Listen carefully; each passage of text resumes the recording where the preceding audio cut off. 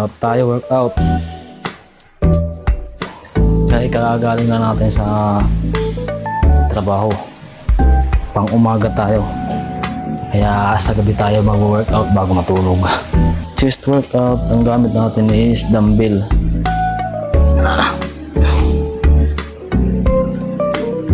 Chest workout tayo.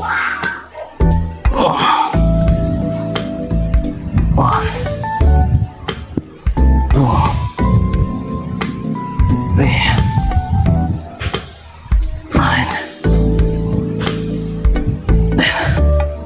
10 repetition lang nagawa natin. 4 set yan. Nagawin natin ng 4 set. Next workout naman natin is para sa center ng chest natin.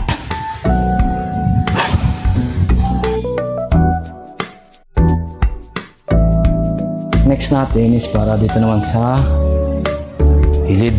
Ang tawag dito.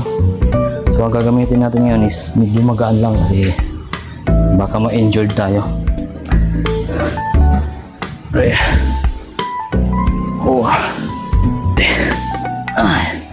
So yan, kung agagaanan kayo, dagdagan nyo na lang yung repetition.